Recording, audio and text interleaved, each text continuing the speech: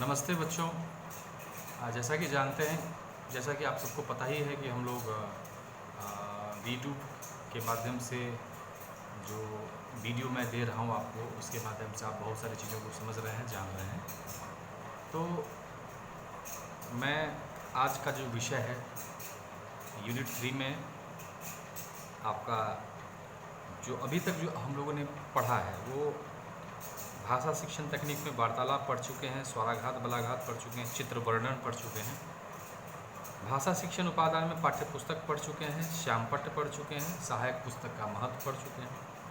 आज बच्चों हम लोग चित्र, मानचित्र, रेखा चित्र, रेडियो, दूरदर्शन, नाटक, चलचित्र, टेप रिकॉर्डर, कंप्यूटर, पत्र पत्रिका, ये इन सब सारी चीज़ों के बारे में हम लोग आज विस्तार से अध्ययन करेंगे, जानेंगे कि भाषा शिक्षण उपादान या भाषा शिक्षण सामग्री में ऐसे कौन कौन सी सामग्रियां हैं जो हम लोग कक्षा में उपयोग में लाते हैं, प्रयुक्त करते हैं। तो आइए बारी बारी से एक एक करके सारे शिक्षण सामग्री के ऊपर प्रकाश डालें। पहले के वीडियो में मैंने पाठ्य पुस्तक के बारे में बताया है, सहायक पुस्तक का महत्व के बारे में मैं पहले ही बता चुका हूँ, और साथ ही साथ जो श्यामपट्ट है यानी ब्लैक बोर्ड, उसके बारे में मैंने आपको ये सारी चीज़ें बता दिया है। अब आज का जो टॉपिक है वो सबसे पहले मैं चित्र की बात करूँगा। तो आइए हम जानते हैं कि चित्र क्या होता है। जैसा कि आप जानते हैं कि हम छोटे छोटे बालक को चित्रों को दिखा करके उन्हें हम आनंद की अनुभूति करा सकते हैं। छोटे छोटे बच्चे जो होते हैं क्लासरूम के, खासतौर पर 1 to 8 क्लास के बच्चे, वो छोटे छोटे चित्र को देख करके काफ़ी आह्लादित हो जाते हैं, काफ़ी उनको अच्छा लगता है। चित्र देखना उनको बहुत अच्छा लगता है, उसमें वो रुचि प्रकट करते हैं। कहा भी गया है कि भाषा शिक्षण में जो है अन्य सहायक सामग्री की अपेक्षा जब हम चित्र का इस्तेमाल करते हैं तो उसका अपना एक विशेष महत्व होता है, और ये छोटी कक्षाओं में तो और भी ज़्यादा इसका महत्वपूर्ण स्थान है। क्यों महत्वपूर्ण स्थान है? क्योंकि प्रत्येक पाठ से संबंधित चित्र को देखकर छोटे छोटे बालक बहुत अधिक प्रसन्न होते हैं। आपने देखा होगा कि हर पाठ्यपुस्तक में, भाषा की पाठ्यपुस्तक की बात करें तो काफ़ी जगहों पर में आप देखे होंगे कि बहुत सारे चित्रों का प्रयोग किया गया है। लेखक या कवि के द्वारा चित्र बनाए गए हैं जिसके माध्यम से बच्चे उस गद्य का या उस पद्य का भाव समझते हैं, अर्थ समझते हैं। तो चित्र का बहुत बड़ा योगदान है। बच्चे चित्र को देख करके काफ़ी प्रसन्न होते हैं। किसी कहानी को सुनाते समय चित्रों का प्रयोग अत्यंत रोचक होता है।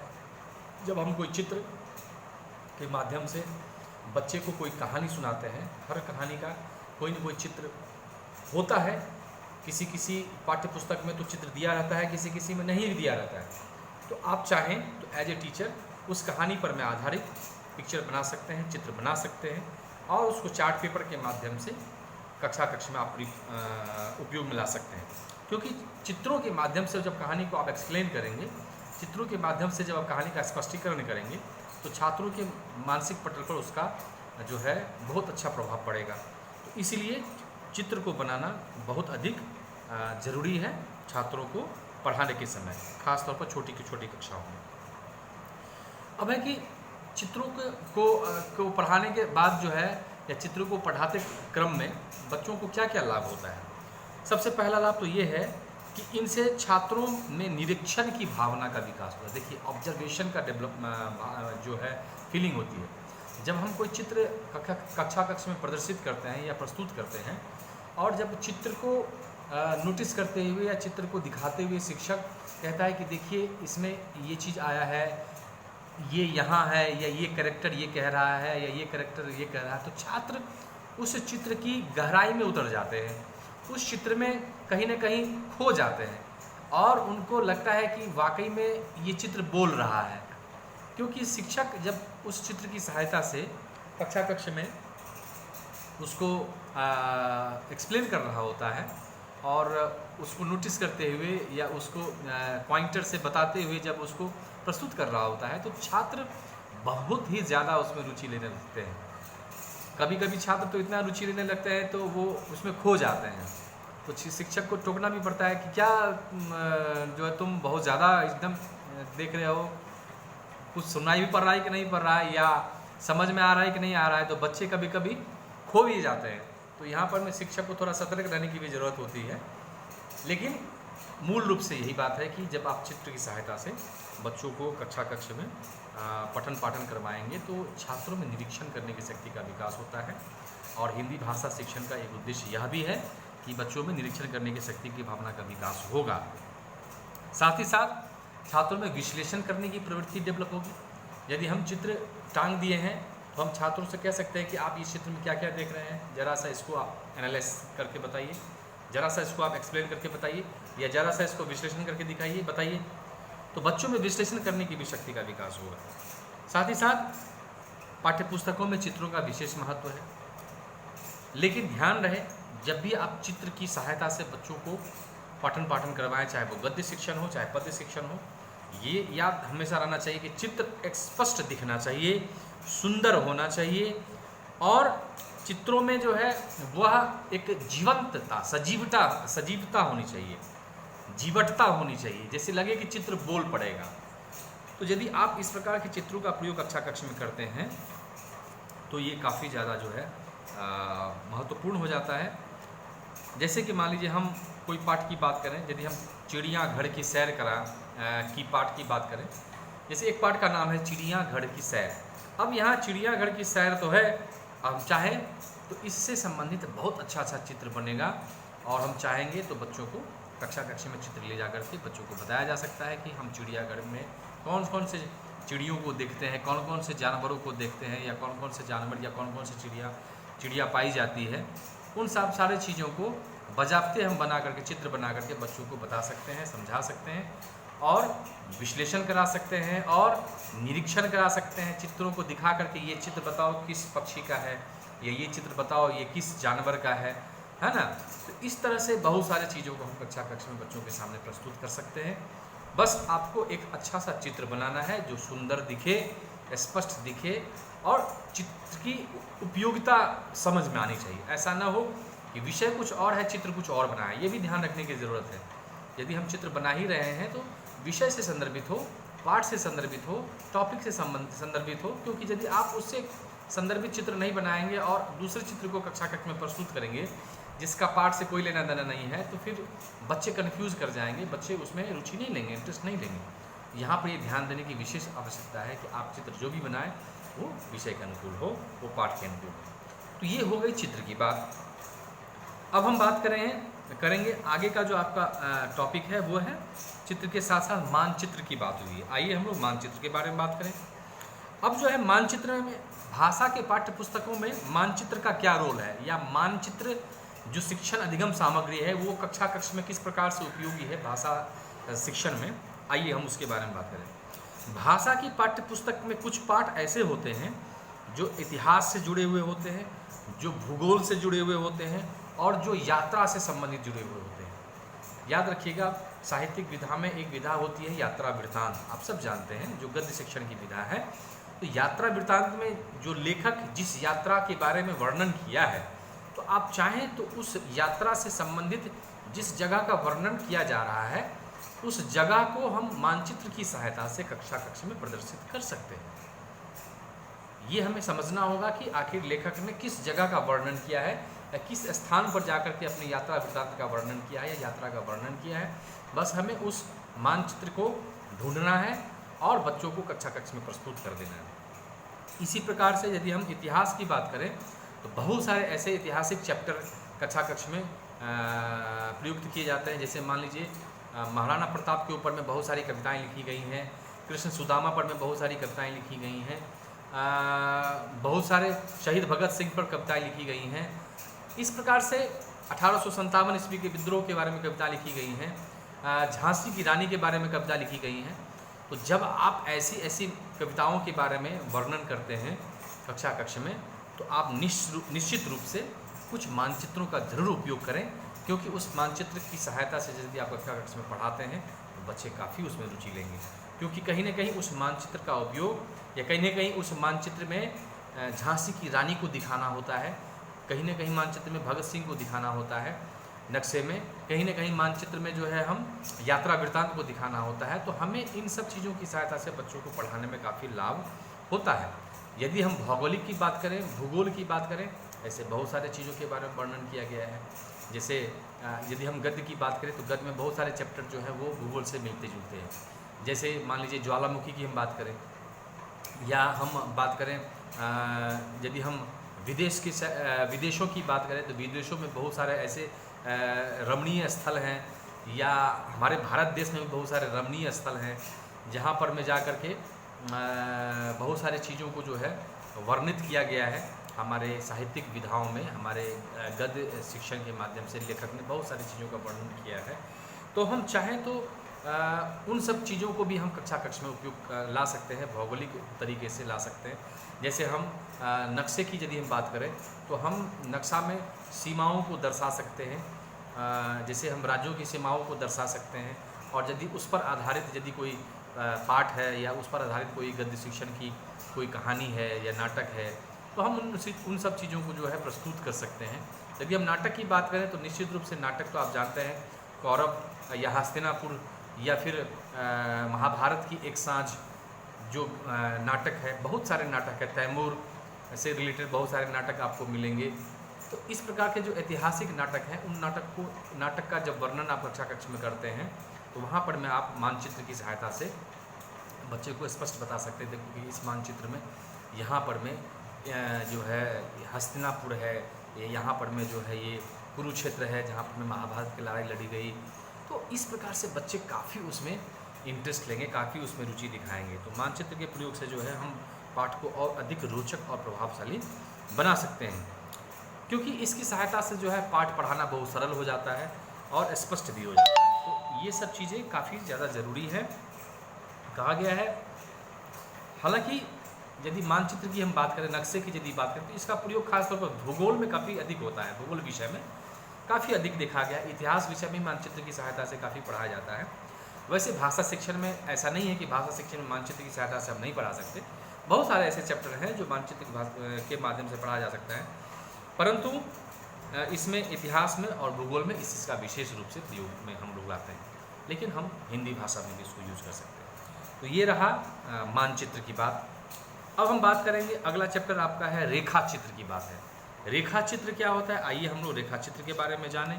रेखा चित्र क्या है? जैसे कि आप जानते हैं कि जहाँ प्रत्यक्ष वस्तु, समझिए इस चीज़ को, रेखा चित्र का प्रयोग कब किया जाता है क्लास में, जहाँ प्रत्यक्ष वस्तु या नमूना न मिले, सैंपल न मिले, वहाँ श्यामपट्ट पर उन वस्तुओं की आकृति का रेखा चित्र बना सकते हैं और इन रेखा चित्रों के माध्यम से ही पाठ को स्पष्ट किया जा सकता है। जैसे संधि है, समास है, समास के भेद हैं, संधि के भेद है, उपसर्ग है, प्रत्यय है, वर्तनी है, लिंग है, वचन है, कारक है, सर्वनाम है, विशेषण है। बहुत सारे चैप्टर हैं जिसको आप विभिन्न प्रकार के रेखा चित्रों के माध्यम से दर्शा सकते हैं। जैसे मान लीजिए हम संज्ञा की बात करें, हमने हेडिंग दे दिया संज्ञा, उसको अंडरलाइन कर दिया। अब संज्ञा के प्रकार की बात करें तो उसको हम लोग अलग अलग लाइन के माध्यम से उसके प्रकार को दर्शा सकते हैं, बना सकते हैं। तो लाइन बनाने की भी कला आनी चाहिए शिक्षक में, रेखा चित्र बनाने की भी कला आनी चाहिए शिक्षक में, जिसके माध्यम से कई लोग तो जैसे मान लीजिए एक उदाहरण ये है कि संज्ञा लिखा, उसके नीचे अंडरलाइन किया और उसके फिर 5 लाइन खींच दिया और सारे प्रकार के बारे में हम लोगों ने दर्शा दिया। तो एक तरीका ये भी है। एक तरीका ये भी है कि हमने एक वृत्त बनाया और वृत्त के पीछे संज्ञा लिख दिया और फिर वृत्त के 4-5 तरफ जो है सूर्य के किरणों की माध्यम से 5 प्रकार के रेखा चित्र बना दिए और सभी 5 में जो है संज्ञा के विभिन्न प्रकारों को दर्शा दिया। तो इस प्रकार से भी हम रेखा चित्र बना सकते हैं। तो रेखा चित्र बनाने का अभ्यास बजाते आप शिक्षक को करना चाहिए, भाषा शिक्षक को करना चाहिए। तो ऐसे अनेक चैप्टर हैं व्याकरण के जिसको हम रेखा चित्रों की सहायता से बच्चों को पढ़ा सकते हैं।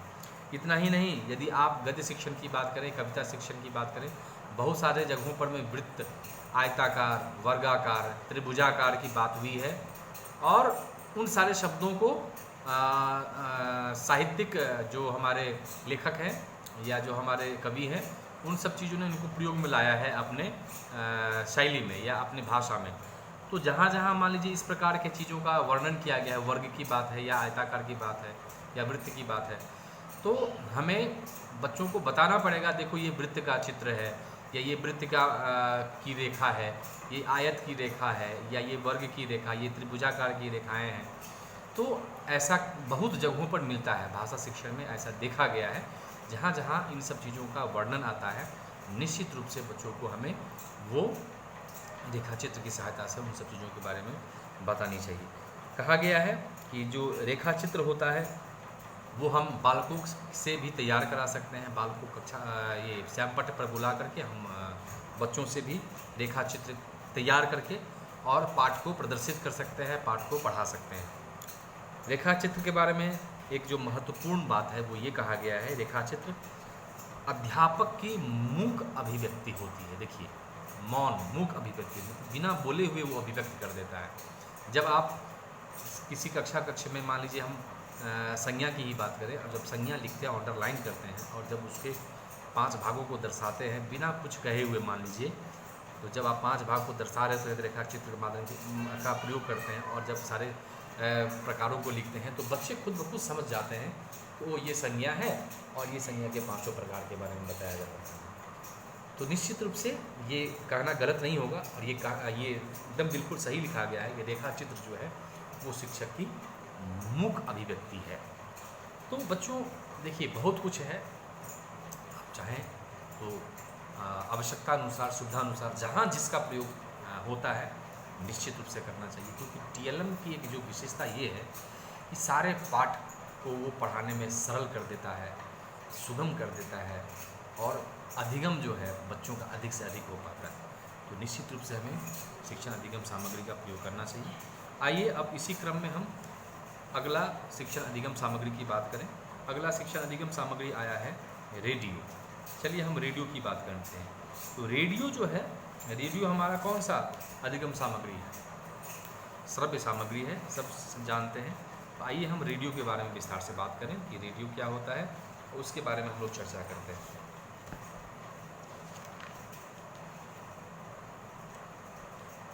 आइए हम रेडियो के बारे में बात करें। कहा गया है कि श्रव्य साधन में मतलब जो ऑडियो एड्स है उसमें रेडियो एक उपयोगी साधन माना गया है, क्योंकि रेडियो सब जगह मिल जाता है, रेडियो का सिग्नल सब जगह प्राप्त हो जाता है। तो रेडियो का उपयोग जो है वो काफ़ी कक्षा में किया जा सकता है। हिंदी भाषा में कई सारे ऐसे कार्यक्रम हैं जो शिक्षण में प्रयुक्त किए जाते हैं, रेडियो के द्वारा प्रसारित किए जाते हैं। जैसे हम ऑल इंडिया रेडियो की बात करें, आकाशवाणी की बात करें, तो अक्सर आकाशवाणी के माध्यम से विभिन्न कवि के द्वारा, कवित्रियों के द्वारा कविता पाठ, वार्ता मतलब बातचीत, समाचार वाचन, संवाद, नाटक, वाद विवाद, बाल नाटक, कई प्रकार के कार्यक्रम जो है आकाशवाणी के माध्यम से यानी रेडियो के माध्यम से सुनाए जाते हैं, और यह बच्चों के मनोरंजन करता है और साथ ही साथ शिक्षाप्रद भी होता है।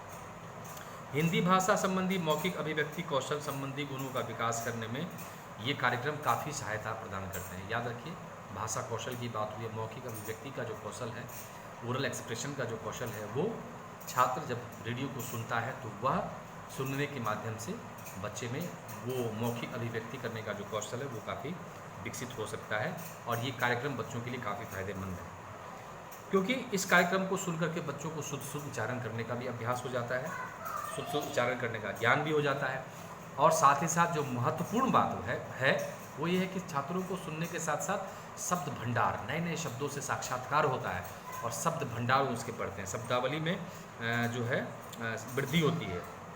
और साथ ही साथ हम किस प्रकार से बोलें, आप समाचार वाचन को देखें रेडियो पर, तो समाचार वाचन किस प्रकार से समाचार किया जाता है, शैली जो है समाचार वाचन करने की, वो उस शैली का हमें ज्ञान होता है। साथ ही साथ भाषा संबंधी जो विभिन्न योग्यताओं का विकास है इन कार्यक्रमों को सुन करके आसानी से होता है, बोध शक्ति का विकास होता है।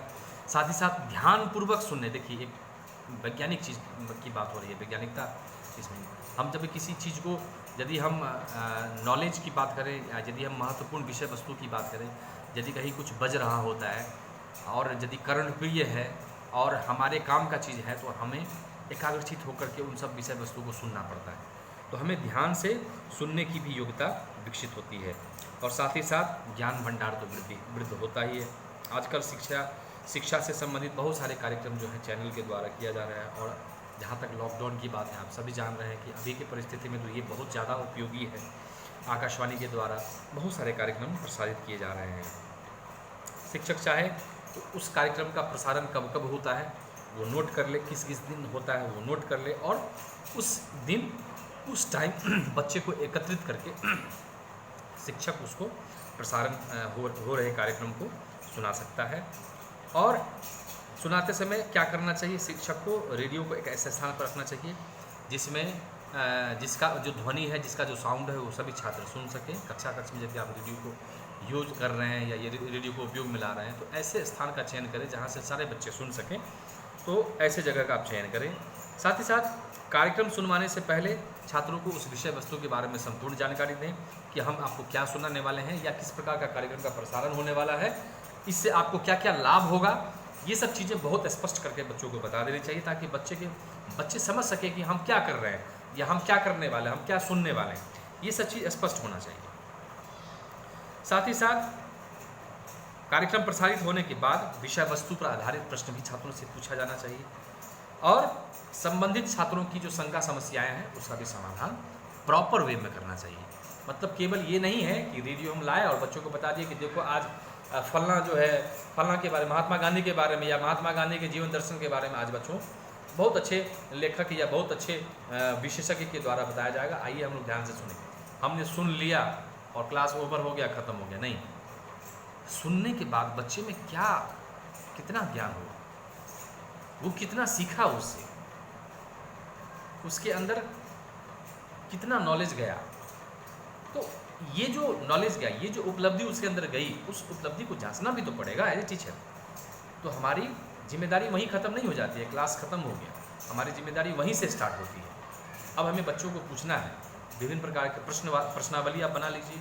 इस कार्यक्रम को ख़त्म होने के बाद हमें कौन कौन से प्रश्नों को पूछना है, आप चाहें तो प्रश्न बना सकते हैं सिक्वेंसली, एक एक करके सारे प्रश्न बच्चों से पूछ डालें।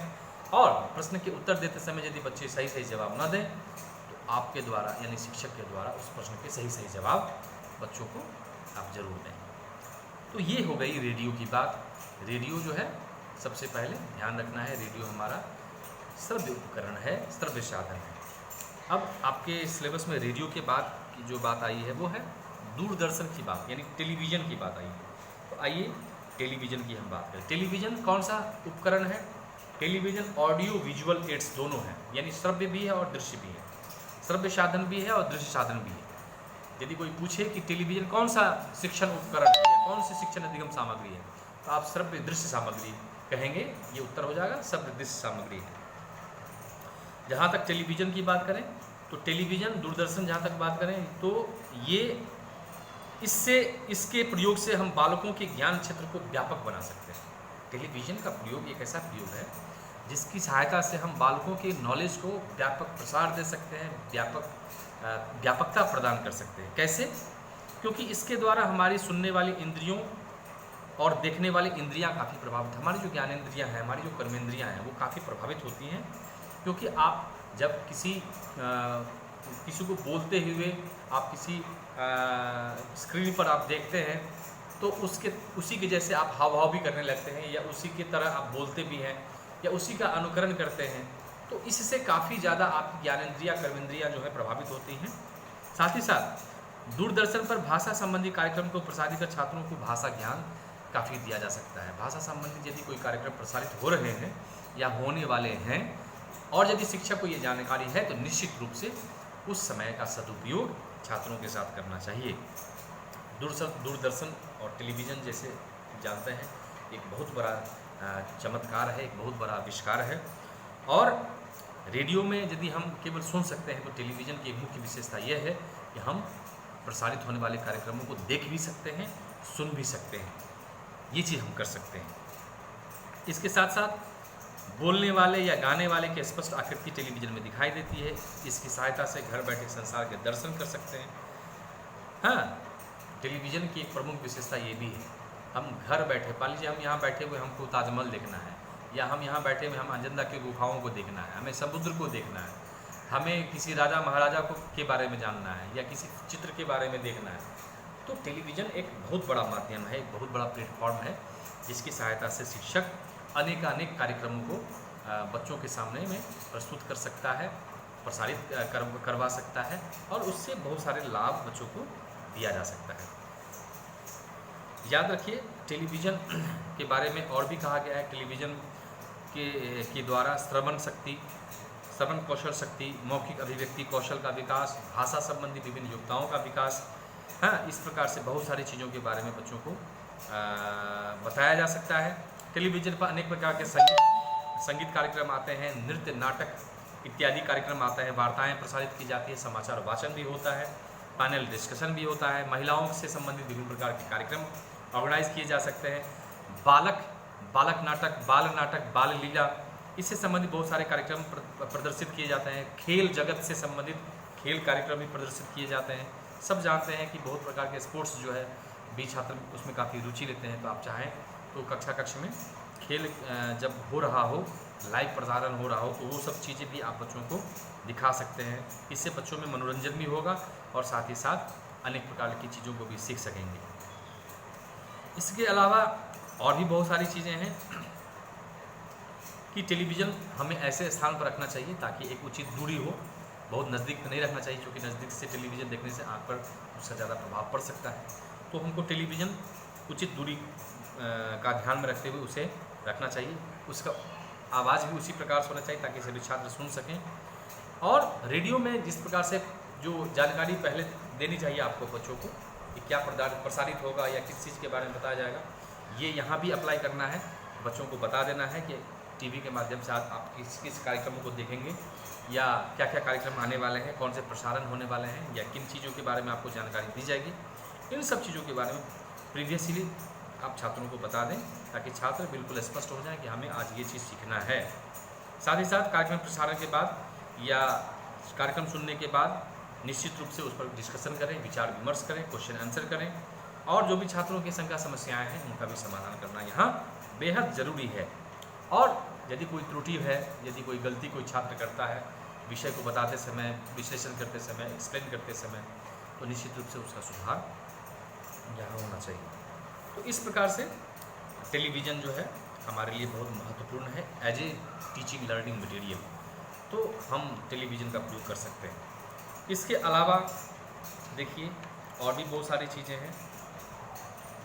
चलचित्र की बात हुई है, आइए हम थोड़ा सा चलचित्र पर अपना ध्यान केंद्रित करें। चलचित्र क्या है, चलचित्र के बारे में हम बात करते हैं। चलचित्र के बारे में ये कहा गया है, चलचित्र को हम सिनेमा कहते हैं, याद रखिएगा। यदि हम सिनेमा का हिंदी अर्थ ढूंढें तो उसका होता है चलचित्र। चलचित्र मनोरंजन का एक बहुत बड़ा साधन है और ज्ञान प्राप्ति का भी साधन है। केवल मनोरंजन ही नहीं, ज्ञान प्राप्ति का भी साधन है। चलचित्र के द्वारा अध्यापक के कार्य को जितना प्रभावशाली तथा आकर्षक बनाया जा सकता है, उतना किसी और विषय वस्तु के द्वारा नहीं। ऐसे बहुत सारे फिल्मों की रचना हुई है, ऐसे बहुत सारे फिल्म बनाए गए हैं जो बच्चों के ऊपर में आधारित है। शिक्षक को चाहिए कि ऐसे ऐसे फिल्मों को कलेक्ट करें, ऐसे ऐसे फिल्मों का संग्रह करें जो छात्रों को आप कक्षा में दिखाएं, छात्रों को बताएं और विस्तार से उस पर डिस्कशन करें और सोचें। बच्चों को सोचने के लिए कहें कि आप इस चित्र को देखें या आप सिनेमा को देखेंगे तो आपको इन सब चीज़ों के बारे में जानकारी मिलेगी और क्या सीखेंगे आप, इन सब चीज़ों के बारे में भी आपको जानकारी मिलेगी। चलचित्र एक बहुत बड़ा प्लेटफॉर्म है।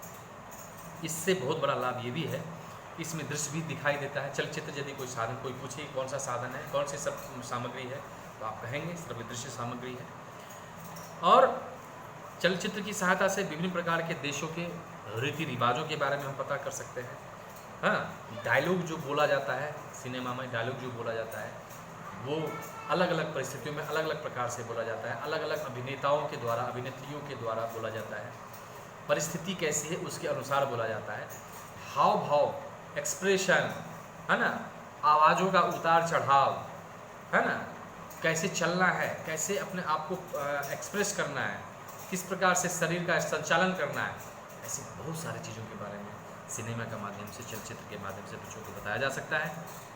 ऐसे बहुत सारी धारावाहिक आते हैं टेलीविज़न पर, ऐतिहासिक आते हैं और धार्मिक धारावाहिक आते हैं। तो आप उन सारे धारावाहिकों के बारे में बच्चों को नॉलेज दे सकते हैं, बच्चों को कक्षा कक्षा में लाइव दिखा सकते हैं, या प्रसारित हो गए हैं कार्यक्रम तो उसका पुनरावृत्ति करके उसको दिखा सकते हैं, है ना। इससे बच्चों में उत्तम मार्ग दिखाने का जो है माध्यम विकसित होगा, और साथ ही साथ उसके कैरेक्टर निर्माण, चरित्र निर्माण की भी बात होती है, चरित्र निर्माण भी होगा। इसके अलावा यदि हम बात करें तो चलचित्र के माध्यम से हमारी भावनाओं को, हमारी प्रवृत्तियों को, हमारे संवेगों को भी किस प्रकार से शांत रखना चाहिए, कैसे उसको मेंटेन करना चाहिए, इन सब चीज़ों के बारे में भी छात्रों को चलचित्र के माध्यम से बताया जा सकता है। और कहा गया है कि चलचित्र जो है बहुत बड़ा साधन है, बहुत बड़ा शिक्षण सामग्री है। इसमें आंखों देखा वर्णन बच्चों को करवाया जा सकता है। आपने एक फिल्म देखी होगी ये तारे ज़मीं पर में, आपने देखा होगा कि उसमें बच्चे पर में किस प्रकार से जो आमिर खान जो हमारे एक्टर हैं, बॉलीवुड के सबसे बड़े एक्टर हैं, उन्होंने किस प्रकार से उस बच्चे पर में अपना ध्यान फोकस किया और उसकी जो समस्याएं हैं, डिस्लेक्सिया बीमारी से वो ग्रसित है, और उस पर में वो काम किया गया है और काफ़ी इफेक्टिव वो सिनेमा है। इस प्रकार की सिनेमाओं का प्रदर्शन आप अच्छा कुछ कर सकते हैं। एक फिल्म आई थी मैं हूँ कलाम, उसमें किस प्रकार से एक बच्चा कलाम को अपना आदर्श मानते हैं, कलाम जो हमारे देश के राष्ट्रपति रह चुके हैं। तो ऐसे यदि आप सिनेमाओं को सेलेक्ट करके, चयन करके बच्चों को दिखाएंगे तो इससे बच्चों में रचनात्मक शक्ति का भी विकास हो सकेगा, बच्चे में भी सृजनात्मक शक्ति का विकास हो सकेगा। एक बच्चा कैसे अपने आप को एक्टिंग कर रहा है या कैसे अपने आप को प्रदर्शित कर रहा है, तो इस प्रकार से जो है बच्चे काफ़ी उसमें रुचि लेते हैं। और सिनेमा तो आप जानते हैं, जैसे सिनेमा की बात करें बच्चे उसमें रुचि लेने लगते हैं, हाँ जब दिखाइए, हाँ देखना है सर। तो और सिनेमाओं के माध्यम से बहुत सारे ऐसे सिनेमा आए हैं, महापुरुषों की जीवनी के बारे में बताया गया है। जैसे सम्राट अकबर की बात करें तो जोधा अकबर की फिल्म आई थी। आप ऐसे चीज़ों को, ऐसे फिल्मों को भी आप दिखा सकते हैं, है ना। और बहुत सारे रविन्द्रनाथ टैगोर पर में आधारित बहुत सारी फिल्में बनी हैं, या देवदास आप देखे होंगे, वो सारी फिल्में बनी हुई हैं, या फणीश्वर नाथ रेणु के जीवन पर में फिल्म बनी हुई है। ऐसे बहुत सारे, जैसे हरिवंश राय बच्चन जी के बहुत सारे पद्य पर में आधारित बहुत सारी फिल्में बनी हुई हैं। तो आपको बस ध्यान देना है कि ऐसे कौन कौन सी फिल्में हैं जो हमारे पाठ से संबंधित है, विषय से संबंधित है, तो उसको सिलेक्ट करिए और तत्क्षण जब आप पढ़ा रहे हों निश्चित रूप से बच्चों को दिखाइए, और इससे काफ़ी बच्चों को लाभ होगा। इस प्रकार से हमने देखा कि चलचित्र का क्या महत्वपूर्ण रोल है हमारे कक्षा कक्ष में, हमारे भाषा शिक्षण में। एक आया है नाटक, आया है आपके सिलेबस में, नाटक की बात हुई है। तो नाटक एक भी दृश्य श्रव्य साधन है। नाटक जो है वो भी एक सामग्री है, याद रखिएगा। नाटक तो गद्य साहित्य की एक विधा है, लेकिन साथ ही साथ नाटक एक शिक्षण अधिगम सामग्री भी है। तो ये कौन सी सामग्री है? दृश्य श्रव्य सामग्री। क्योंकि जब नाटक हो रहा होता है तो हम दृश्य को देखते भी हैं, और साथ ही साथ दृश्य में हो रहे संवाद को जब ग्रहण करते हैं तो वो श्रवण शक्ति भी हमें, श्रवण के माध्यम से सब चीज़ों के बारे में जानते हैं कि दृश्य और श्रव्य दोनों साधन हैं। जैसे आप देखते हैं कि भाषा के शिक्षण में, भाषा जो पुस्तक है उसमें बहुत सारे नाटकों का वर्णन आया है। तो एक दो नाटक निश्चित रूप से भाषा शिक्षण की किताबों में होता है, और भाषा शिक्षण में नाटक का विशेष महत्वपूर्ण स्थान है। नाटक से संबंधित जो बच्चे यदि कैरेक्टर रोल प्ले करेंगे, कक्षा कक्ष में करें या फिर किसी मंच के माध्यम से करें, और यदि इन सब चीज़ों को यदि आप एक अलग रूप देना चाहते हैं और इनसे सारे विद्यालय को लाभ देना चाहते हैं, तो एक बहुत बड़ा प्लेटफॉर्म है नाटक। तो नाटक में बच्चों के रोल को तय कर लीजिए, कौन से भूमिकाओं का निर्माण किसको किसको करना है ये बता दीजिए, प्रैक्टिस करवाइए, और बच्चे को एक अच्छे नाटक के माध्यम से मंचन कराने का मौका दीजिए, अवसर दीजिए। इससे बच्चे में अनेक तरह की भावनाओं का विकास होगा।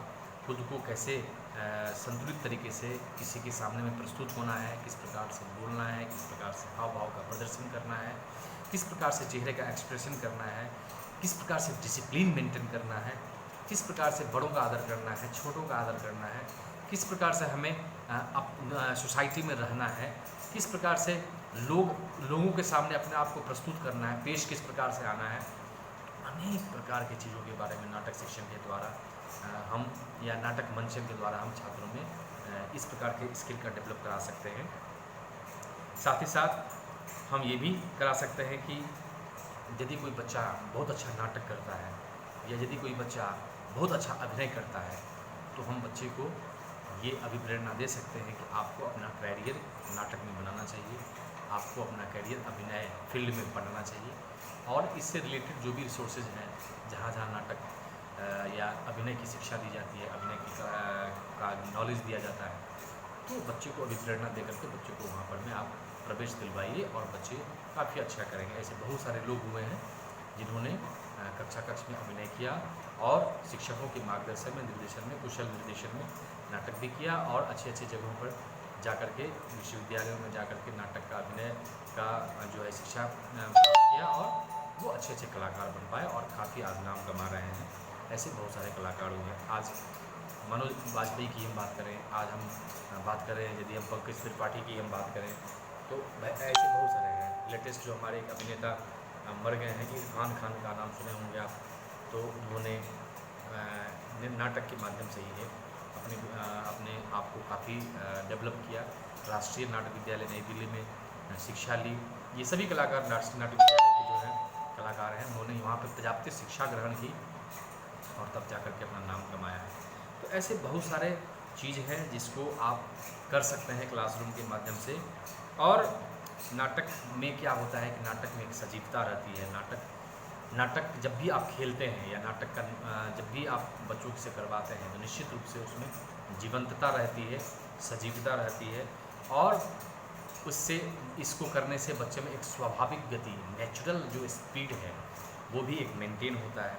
और साथ ही साथ शब्दों को बोलना, किस भाव से बोलना है, कितने वजन के साथ बोलना है ना, और किस प्रकार से वाक्यों को हमें एक्सप्रेस करना है, इन सब चीज़ों के बारे में भी बच्चों को जानकारी मिल जाती है।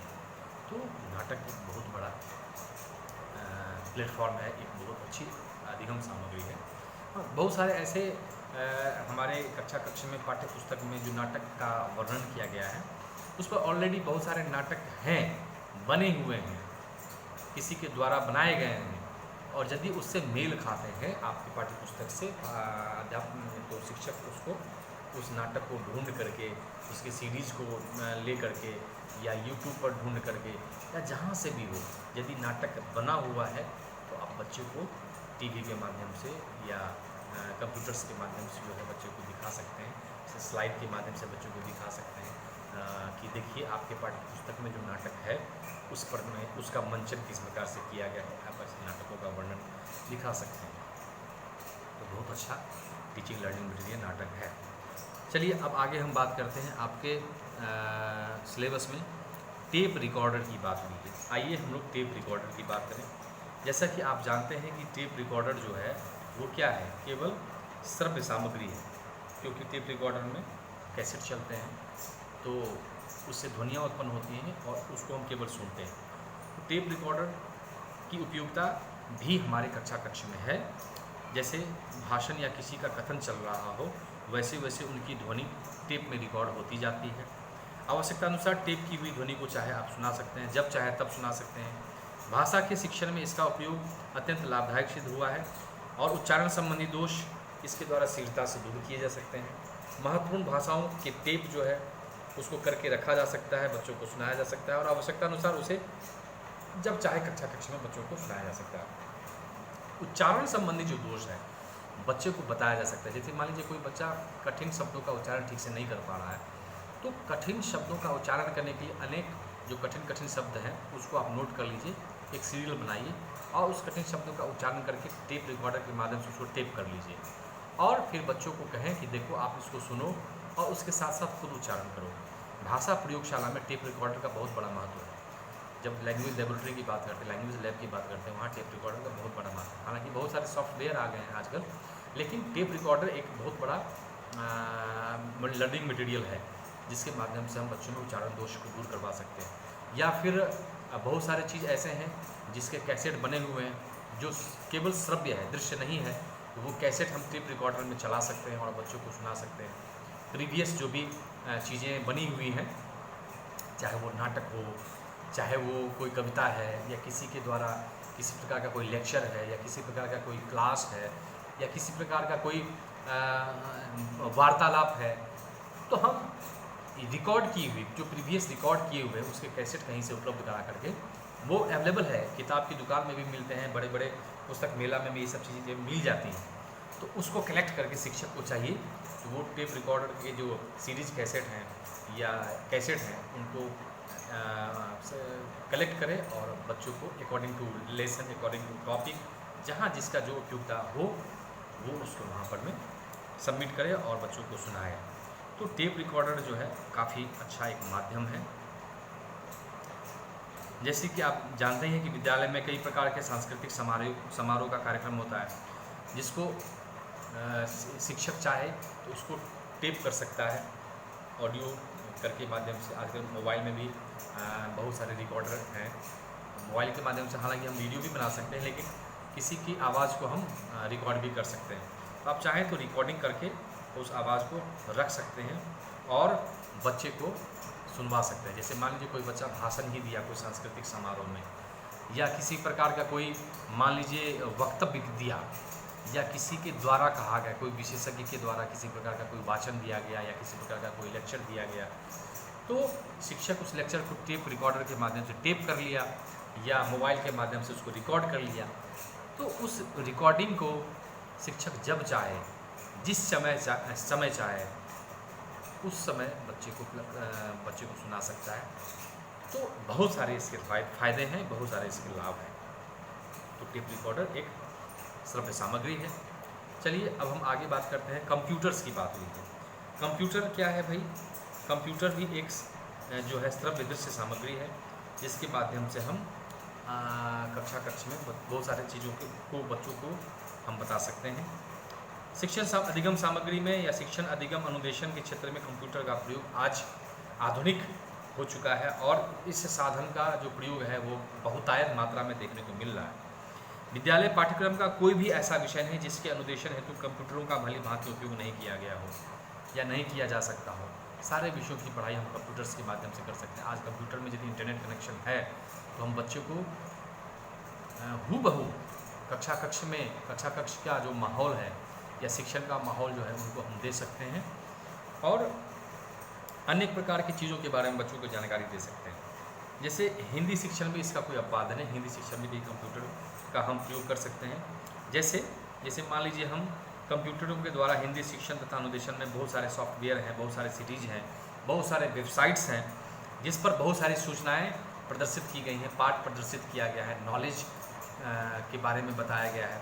जैसे व्याकरण के बारे में बताया गया है, व्याकरण शिक्षण के बारे में। कोई भी ऐसा चैप्टर नहीं है, कोई भी ऐसा टॉपिक नहीं है जो आज की डेट में, कम से कम इस 21वीं शताब्दी में आज की डेट में हम बात करें तो ऐसे बहुत सारे हिंदी के चैप्टर्स जो हैं वेबसाइट पर में तैर रहा है।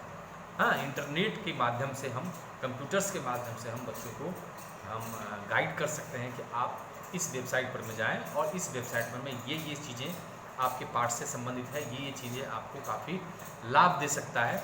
तो आप ऐसे चीज़ों को सजेस्ट करें, बच्चों को साइट्स के नेम बताएं, उसके ब्राउज़र के नेम बताएं कि कहाँ पर में वो चीज़ें कहाँ उपलब्ध है, कहाँ चीज़ें कहाँ से क्या प्राप्त की जा सकती है। ये बच्चों को गाइड करना पड़ेगा प्रॉपर, नहीं तो बच्चे भटक जाएंगे।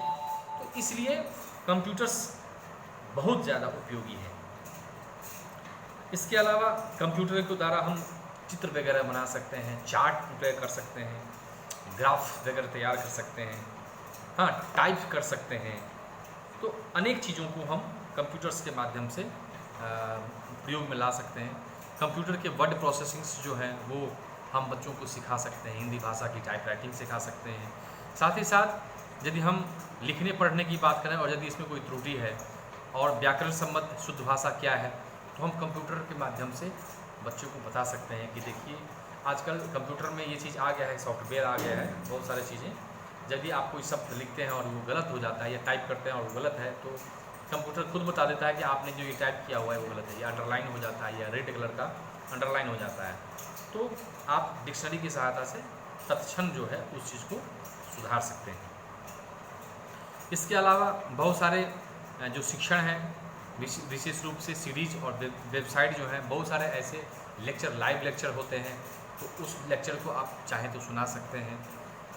इसके अलावा जो बहुत सारे ऐसे रिकॉर्डिंग है, जैसे मान लीजिए मैं भी आपको यदि यूट्यूब के माध्यम से बहुत सारे रिकॉर्डिंग की हुई सेल्फ वीडियो आपको दे पा रहा हूँ, तो ये भी चीज़ें आप कंप्यूटर पर में जा करके, यूट्यूब के चैनल पर में जा करके आप खोलेंगे तो आपको ये सब चीज़ें तुरंत मिल जाएगी, मिनटों में नहीं सेकंडों में मिल जाएंगी। और जितनी बार चाहें आप उसको रिमाइंड करके दे सकते हैं, जितनी बार चाहें आप उससे बहुत सारी चीज़ों को सीख सकते हैं। तो कंप्यूटर बहुत मदद कर सकता है। कंप्यूटर पे में हम रचना कार्य करते समय यदि कोई पत्र लिखना चाहें तो पत्र लिख सकते हैं, लिख करके उसकी प्रिंटिंग करा सकते हैं और उसको हेडमास्टर को दे सकते हैं। इसके अलावा हम चाहें तो पेन पेंसिल का प्रयोग न करके कंप्यूटर में ही कहानी और कविताओं का जो है रचना कर सकते हैं। इसी प्रकार से हम क्वेश्चन आंसर भी जो है कंप्यूटर के माध्यम से बना सकते हैं, दे सकते हैं, शिक्षक को प्रदर्शित कर सकते हैं। अनेक प्रकार की चीज़ों को हम कंप्यूटर की सहायता से कर सकते हैं। तो और यदि ऑनलाइन एजुकेशन चल रहा है, आजकल ऑनलाइन एजुकेशन का देख ही रहे हैं आप कितना बड़ा योगदान है इस लॉकडाउन में। आज शिक्षा के क्षेत्र में ऑनलाइन एजुकेशन का जो महत्व जो हम लोग पहले समझ रहे थे, सुन रहे थे, कुछ लोग जगहों पर तो बहुत इसका प्रयोग हो रहा था, लेकिन आज कोई ऐसा स्कूल, कोई ऐसा कॉलेज, कोई ऐसी यूनिवर्सिटी नहीं बची है जो इस ऑनलाइन शिक्षण का फ़ायदा नहीं उठा रहा हो। सब लोग लगे हुए हैं, सभी शिक्षक लगे हुए हैं, जहाँ जिसका जो स्रोत मिल रहा है सभी लोग अनेक अनेक ऐप्स के माध्यम से, अनेक अनेक रिसोर्सेज के माध्यम से ऑनलाइन शिक्षण करा रहे हैं, क्योंकि आज समय की यही मांग है, क्योंकि समय के अनुसार ही चलना पड़ेगा। तो हिंदी शिक्षण भी ये अपवाद नहीं है। आज यदि मैं आपको ये सब चीज़ें प्रदर्शित करा रहा हूँ या सुना रहा हूँ या दे रहा हूँ, तो ये सब चीज़ें इंटरनेट का ही कमाल है, कंप्यूटर्स का ही कमाल है, मोबाइल का भी कमाल है। मोबाइल भी एक टीचिंग लर्निंग मटेरियल हो सकता है। कक्षा में यदि हम कंप्यूटर के माध्यम से बच्चों को बहुत चीज़ें दिखा सकते हैं, तो हम मोबाइल के माध्यम से भी बहुत चीज़ों का प्रदर्शन करा सकते हैं। मोबाइल के माध्यम से आज बच्चे, यदि मान लीजिए हम किसी चीज़ की प्रैक्टिस कराते हैं या सब उच्चारण कराते हैं या शुद्ध उच्चारण करवाना कराते हैं, या फिर मान लीजिए अभिनय कराना है या स्पीच ही देना है और स्पीच की तैयारी कोई कर रहा है, तो बच्चे को ये पता नहीं है कि हम जो स्पीच की तैयारी कर रहे हैं वो कैसा है, हम उसको देखना चाहेंगे। तो प्रैक्टिस करते समय आप बच्चे की वीडियो बना लें या उसके वॉइस को रिकॉर्ड कर लें और फिर उसके बाद बच्चों को समझाएं, सुनाएं, देखो तुमने यहाँ गलती किया, तुमने यहाँ करेक्शन करने की ज़रूरत है। तो ये सब चीज़ें बच्चों को हम कक्षा में करा सकते हैं। बहुत सारे लाभ हैं। मोबाइल भी एक श्रव्य दृश्य सामग्री है और इसकी सहायता से हम बच्चों को बहुत सारी चीज़ों को बता सकते हैं। आज तो मोबाइल का उपयोग बहुत तायत मात्रा में किया जा रहा है। शिक्षक हो चाहे प्रिंसिपल हो, हमें कक्षा में इसका यूज़ करना हो या मंच पर करना हो, डांस करना हो या मूक अभिनय करवाना हो या अभिनय करवाना हो, कई सारी चीज़ें अवेलेबल हैं। मोबाइल के माध्यम से भी हम ये सब चीज़ें करा सकते हैं। अब आपके सिलेबस में जो अंतिम चैप्टर बचा हुआ है वो है पत्र पत्रिकाएँ। देखिए, समाचार पत्र, पत्र पत्रिकाएँ, मैगजीन्स वगैरह जो होती हैं वो भी एक प्रकार का दृश्य सामग्री है। चार्ट पेपर का वर्णन हालांकि नहीं आया है आपके सिलेबस में, लेकिन चार्ट पेपर भी एक बहुत बड़ा दृश्य सामग्री है जिसका उपयोग हम कक्षा कक्ष में करते हैं। ठीक उसी प्रकार से पत्र पत्रिकाओं को भी हम कक्षा कक्ष में ले आ सकते हैं। अक्सर आपने देखा होगा कि आए दिन किसी विशेष उसको क्या कह सकते हैं, जो हमारे महान पुरुष हुए हैं, महात्मा गांधी हैं, रवींद्रनाथ टैगोर हैं, स्वामी विवेकानंद हैं, हाँ, बाबा भीमराव अम्बेडकर साहब हैं, या फिर लौह पुरुष सरदार वल्लभ भाई पटेल हैं, या फिर मान लीजिए अनेक प्रकार के जन्म दिवस पर में हम शास्त्री जी हैं, अनेक प्रकार के उनके जन्म दिवस पर में हम बच्चों को हम अनेक प्रकार के पत्र पत्रिकाओं की सहायता से हम बच्चों को उसके बारे में नॉलेज दे सकते हैं। क्योंकि अक्सर समाचार पत्र हो चाहे पत्र पत्रिकाओं हो, उसके माध्यम से प्रकाशन के द्वारा विभिन्न प्रकार के जो प्रकाशन के द्वारा जो पत्र पत्रिकाएँ निकलती हैं, चाहे वो मान लीजिए हिंदुस्तान हो, दैनिक जागरण हो, दैनिक भास्कर हो, प्रभात खबर हो, हिंदू टाइम्स हो, यदि मैगजीन की हम बात करें तो प्रतियोगिता दर्पण हो, नंदन है, सुमन सौरभ है ना, फ्रंट लाइन है, परीक्षा मंथन है, बहुत सा विज्ञान प्रगति है, अनेक चीज़ हैं। तो समय समय पर इन पत्र पत्रिकाओं के माध्यम से विशेष आलेख छापे जाते हैं, विशेष लेख छापे जाते हैं। संपादकीय पृष्ठ पर आप जाएंगे तो उसमें करंट चीज़ों के बारे में वर्णन किया जाता है, या फिर कोई मान लीजिए आज के डेट में पहले कभी कोई घटना घटी हुई है तो उसके बारे में उस पर विस्तार से लेखक जो है लेखनी करता है, आलेख छापता है। तो पत्र पत्रिकाओं के माध्यम से हमेशा ये सब निरंतर निकलता रहता है। कहानी जो है, कहानी का अनेक कहानी आपको देखने को मिलेगा, साहित्य के बारे में देखने को मिलेगा, चुटकुले देखने को मिलेगा, पहेलियाँ बूझने को मिलेगा आपको। इसके साथ साथ आप देखेंगे कि बहुत सारे ऐसे निबंध हैं वो भी छपते रहते हैं अक्सर, बहुत सारे आर्टिकल छपते रहते हैं जो आपके पाठ से भी संबंधित रहता है, पाठ से संबंधित नहीं भी रखता है।